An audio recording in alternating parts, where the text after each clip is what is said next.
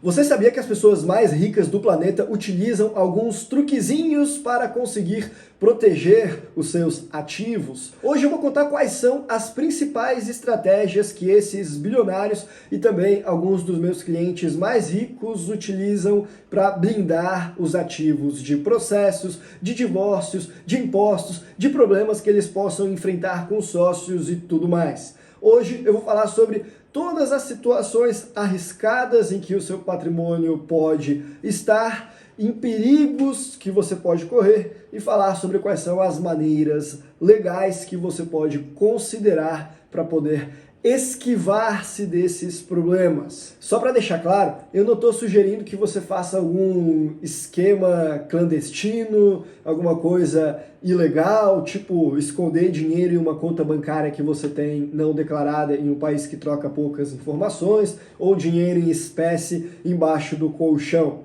Eu quero falar com você sobre formas de você estabelecer uma proteção patrimonial que são permitidas, que estão dentro da legislação, principalmente a legislação brasileira. Se você mora em um país no qual a taxação ela é pesada e as obrigações de declarar também, como no caso do Brasil, saiba que você vai ter que declarar o seu patrimônio e isso aí vai atrapalhar muitas dessas estratégias. Mas, pelo menos, mesmo declarando os seus bens, eles não vão estar direto na reta. Eles vão estar protegidos e separados da sua pessoa física. Vão estar em uma estrutura complexa e tendem a continuar assim, mesmo que você, pessoa física, se envolva algum tipo de problema. Mas é importante frisar que nada do que eu estou falando aqui é um conselho legal. Embora eu seja, sim, advogado, esse vídeo certamente não dispensa uma assessoria com um profissional de sua competência. A minha ideia aqui é apenas compartilhar com você, de forma até bastante generalizada, as estratégias que todos os ricaços costumam utilizar nas suas vidas para proteção patrimonial, e aí cada caso é um caso, depende da natureza do patrimônio, depende do país que eles moram e de várias outras variáveis que são observadas nas situações. Então, a primeira estratégia que muitas pessoas fazem é ter empresas que pertencem a outras empresas e deixar o patrimônio nessas estruturas. Isso é super comum entre as pessoas milionárias e bilionárias. Deixa eu explicar. Por exemplo, se você abrir uma empresa nos Estados Unidos, você pode fazer ela 100% sua, ou você pode botar que essa empresa pertence a uma empresa offshore das Ilhas Virgens Britânicas ou de Bahamas, por exemplo. Ou até você pode colocar que ela pertence a um trust de um outro lugar. Tudo isso é mais comum do que você imagina. Pode também abrir um trust, colocar a empresa de Bahamas dentro desse trust e essa de Bahamas é a dona da LLC. Se você fizer o trust ser dono de tudo, muito possivelmente você consegue ser o dono dos ativos sem que o seu nome apareça em diversos lugares. Se você está enfrentando um processo, uma briga com um sócio, um divórcio, mas tiver feito essas estruturas todas antes do problema, você terá feito tudo dentro da lei. Claro que isso não vale para todos os países. No caso do Brasil, sim, dá para fazer, desde que seja antes, claro, e que você tenha declarado tudo isso no seu imposto de renda anual. Agora, sobre essa obrigação de declarar, saiba que nem todos que utilizam dessas estruturas, eles moram no Brasil. Muitos moram em países nos quais eles respeitam mais a sua privacidade. Aí, nem mesmo declarar, muitas vezes, é necessário. E os bilionários, normalmente, eles fazem a renúncia da residência fiscal do Brasil e vão morar nesses países nos quais eles conseguem revelar menos informações acerca do patrimônio que eles possuem. Se você pegar na lista da Forbes os maiores bilionários brasileiros, você vai perceber que pelo menos a metade deles não reside no Brasil. E aqueles que residem certamente só estão aqui porque estão na direção de empresa ou alguma outra coisa que impeça momentaneamente eles de irem ao exterior, mas certamente em algum momento das vidas deles eles ainda irão. Quer dizer, Eu não sou o pai deles, né? Para ter certeza, tanta assim, não sou nem parente, nem filho, nem nada, mas eles têm fortes incentivos para fazer isso. E você que vai ficar no Brasil, ainda que você precise declarar essas estruturas no seu imposto de renda, bom, não é fácil que alguém consiga chegar nesses teus ativos. Quase ninguém vai lá e diz, esse cara tem uma empresa offshore. Quanto será de dinheiro que ele tem lá dentro? Deixa eu descobrir.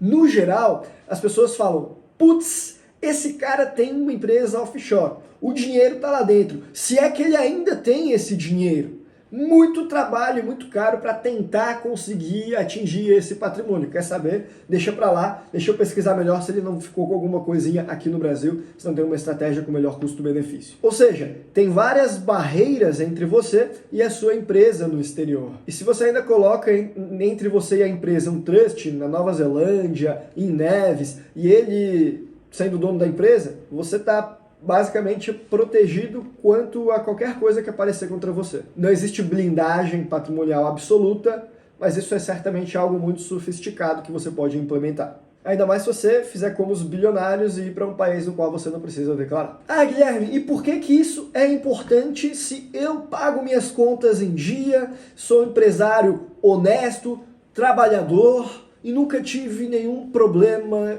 e provavelmente não vou ter? Bom, porque o Brasil é imprevisível, mesmo para você que segue a sua vida dentro da rédea. Você não sabe o dia de amanhã.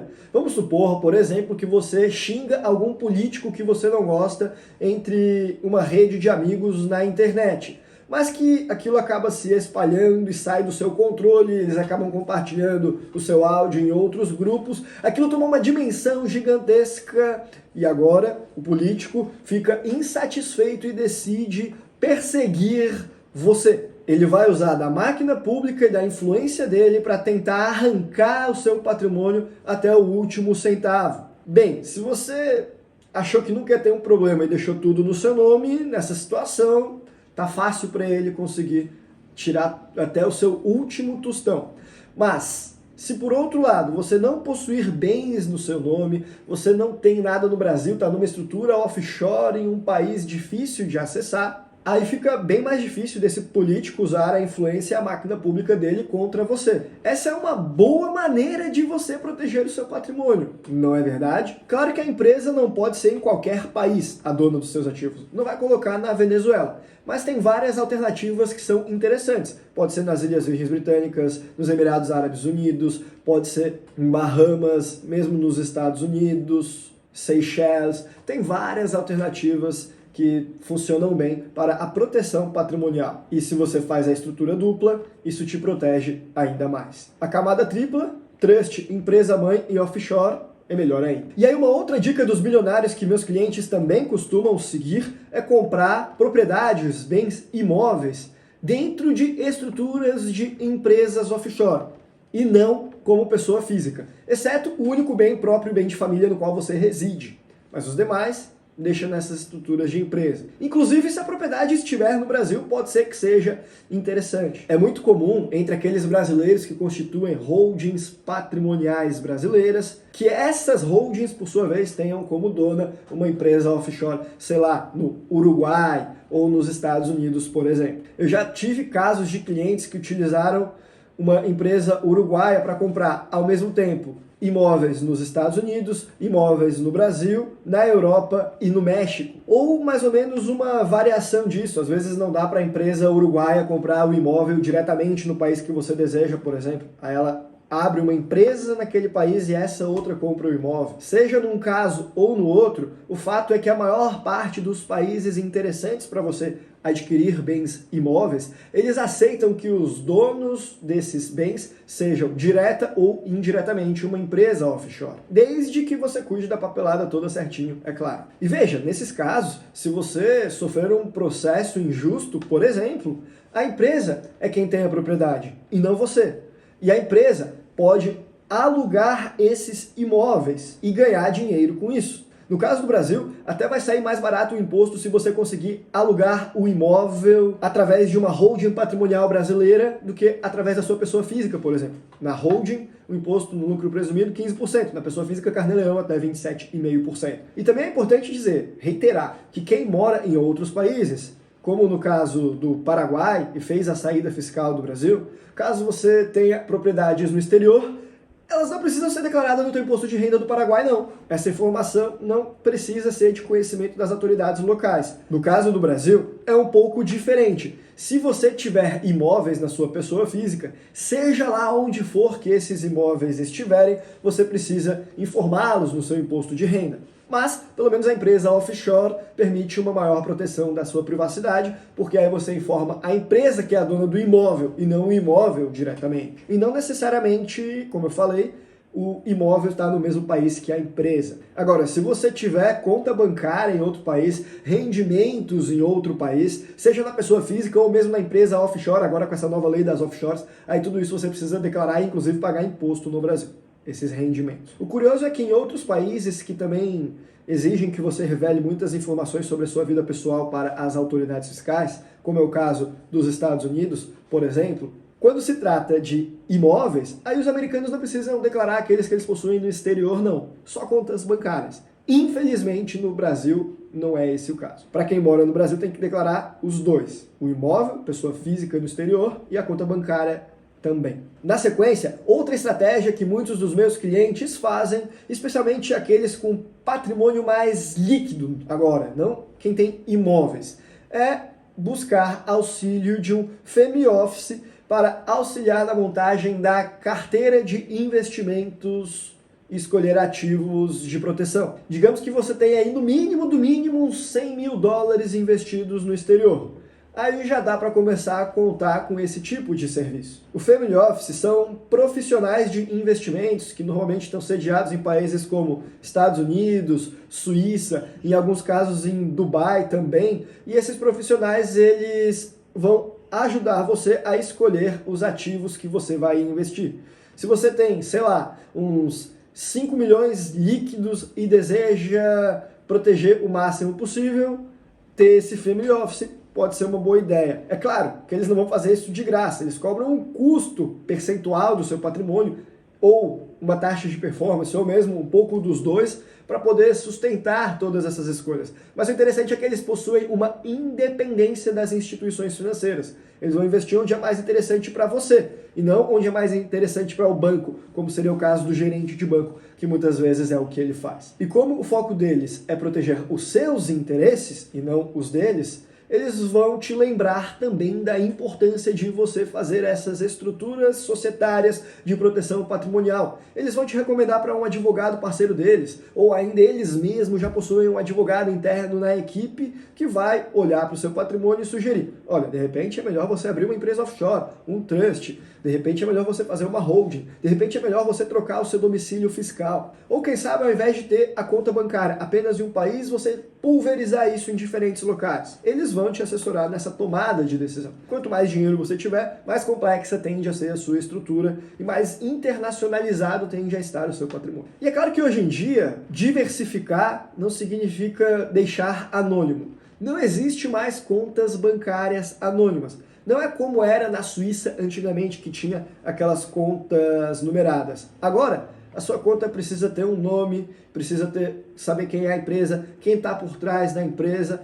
Todos os bancos, independentemente de qual país eles estão, eles precisam seguir com essas regras atualmente. Mas aí, se você tiver as contas pulverizadas em diferentes países, aí essas informações também são mais difíceis de serem acessadas, rastreadas, e mesmo os ativos ficam mais dispersos, de modo que é mais difícil de serem atingidos, penhorados, por exemplo, por um processo que seja injusto de um país que se tornou autoritário e está perseguindo você, um político lá, naquele meu exemplo anterior, por exemplo. Algumas indústrias, se você é empreendedor, elas também podem ser mais propensas a processos judiciais do que outras. E aí, dependendo de em qual mercado você estiver, essa proteção patrimonial e internacionalização dos teus ativos, ela se torna ainda mais importante. Ou mesmo que você não esteja em uma indústria de risco, você é uma pessoa rica, você é uma pessoa que possui influência na internet, tem muitos seguidores, ou você é uma pessoa politicamente exposta, você é uma pessoa com uma opinião forte. Olha, sinto lhe dizer, mas para você também é urgente que você tenha uma proteção patrimonial, porque você pode ser um alvo para o Estado, ou ainda a sua esposa pode ser um alvo, um ente querido seu, seja lá quem for. Então, todas essas estratégias de internacionalizar o patrimônio e fazer estruturas offshore são interessantes e podem ser trabalhadas em conjunto no seu caso. E também tem outras estratégias que podem ser interessantes para entrar nessa soma. Ter criptomoedas é algo estratégico. Investir em uma segunda cidadania, o passaporte de outro país, também é algo estratégico. Ter um negócio mais globalizado, menos sujeito às interferências do Brasil. Ganhar dinheiro em um país diferente do país no qual você mora e também diferente do país no qual você guarda. Tudo isso pode ser interessante para você. Enfim, internacionalização como forma de proteção. E aí, se você quiser saber várias dessas opções, como aprofundar no seu caso, e outras alternativas que podem te proporcionar maior segurança patrimonial, bom, você pode clicar no link abaixo aqui da Capital Global, que você vai encontrar mais informações sobre isso. Seja muito cuidadoso com as estratégias que você vai implementar, para evitar que caracterize como fraude contra credores e acabar fazendo o efeito oposto do que você está buscando. Por exemplo, se você tem um processo judicial e transfere o seu patrimônio para o exterior durante a execução desse processo, isso aí pode ser considerado fraude à execução ou ainda ocultação de patrimônio, e aí você pode acabar tendo uma enorme dor de cabeça, inclusive um processo criminal. O certo é fazer a internacionalização antes de você ter problemas, mesmo que a chance de você ter problemas seja menor do que 1%. Melhor estar vários dias adiantado do que um único dia sequer atrasado. Faça isso logo para não acabar tendo que fazer depois que você já tiver problemas. Porque se fizer depois, você pode estar cometendo algum crime. Se você não me conhece, eu me chamo Guilherme Bauer e você está no canal da Capital Global. E para entender melhor como que funciona o Registrato, que é uma ferramenta de rastreio do Banco Central das suas operações de envio de valores para o exterior, não deixe de conferir esse outro vídeo que eu vou deixar aqui no izinho na tela final, porque por hoje nós ficamos por aqui. Um abraço e até a próxima.